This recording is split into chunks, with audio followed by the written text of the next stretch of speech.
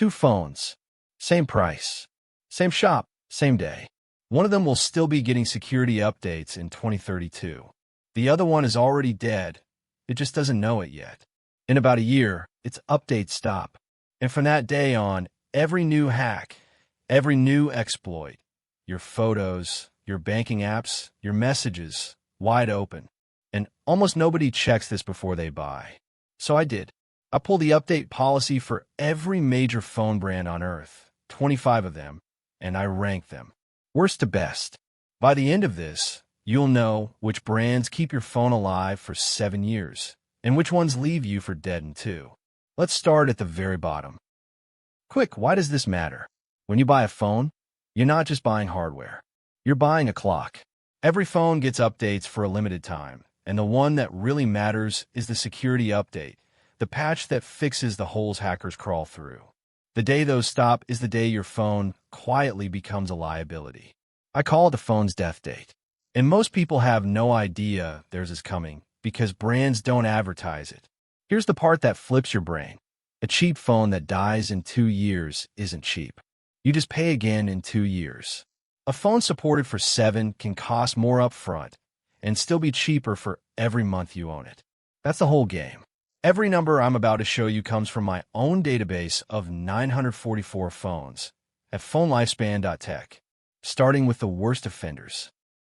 Dead last, it'll. At most one Android upgrade, about 2 years of security patches, then nothing. Right there with it, Lava and ZTE's Budget Blade phones. One upgrade, roughly 2 years. TCL's barely better. 1 or 2 upgrades, 2 to 3 years. Cat phones, the rugged ones, built to survive a fall off a building, but the software's dead in 2-3 years. Then a small step up, Nubia and Nokia, yes, Nokia, both landing around 2 to 3 years of security. Sharp squeaks in near 3 to 4. See the pattern? These are the phones millions of people buy because they're cheap. And they're cheap. Cheap the way a bus ticket is cheap. It gets you there once. 2 years later, you're shopping again. Oh, and Huawei is its own strange case. After the Google ban, they don't publish a years-based promise at all anymore. Just monthly patches for as long as they feel like it. Impossible to plan around.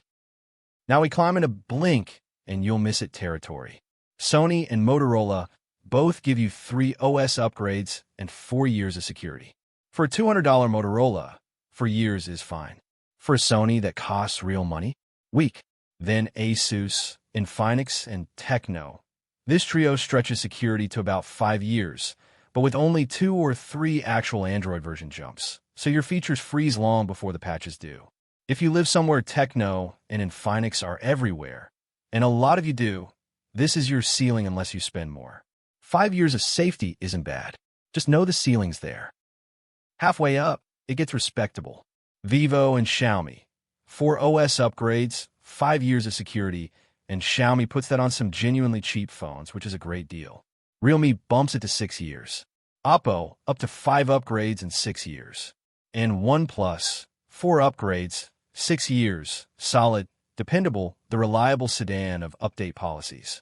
Anything in this group is a safe 5 to 6 year buy. But we still haven't hit the phones that are quietly lapping the entire industry. That's the top 5. This is where it gets good.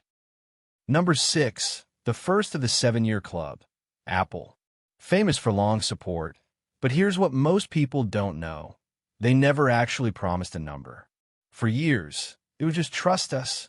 Now, thanks to new UK rules, they've put a 5-year minimum in writing. And in practice, iPhones tend to get around 7 years. So an iPhone you buy today is realistically safe well into the 2030s. iPhone people, longevity is not your problem. Now the Android heavyweights. Google Pixel, from the Pixel 8 on, 7 full years of OS and security, straight from the company that makes Android itself. You cannot get more official than that. Tied with it, Samsung, from the Galaxy S24 up, 7 years both. And Samsung does something sneaky good. They push that same 7-year promise down onto some of their cheap A-series phones too. Hold that thought, because it's the best kept secret in this whole video. Then 2 dark horses nobody expects. Nothing, the tiny startup brand, handing out 7 years of security. and Honor, matching the giants at 7 and 7. 5 years ago, budget brands promising 7 years was unthinkable. Now it's real, and that's a massive win for you. And the number one brand for keeping your phone alive. Fairphone, not 7 years. 8 years of security, plus 5 to 7 Android upgrades on top. 8. And it's not even close, because Fairphone is built so you can unscrew it and swap the battery or screen yourself. The software lasts 8 years, and the hardware can physically keep up. It's the only phone here actually built to go the distance. The catch? It's pricey and hard to buy in a lot of countries. Which brings us to what you should actually do with all this. So what should you actually buy? Fast version. Want the absolute longest life and can get one? Fairphone, nothing touches it. For almost everyone else, the real answer is a Google Pixel or a Samsung Galaxy S. 7 years. Rock solid. Easy to buy. On iPhone, any current model is a 7-year phone. But here's the secret I promised. You do not have to spend flagship money for flagship link support. Samsung's cheap A series gets that same long window. A Galaxy A07 on my site is supported all the way to 2031 for about $100.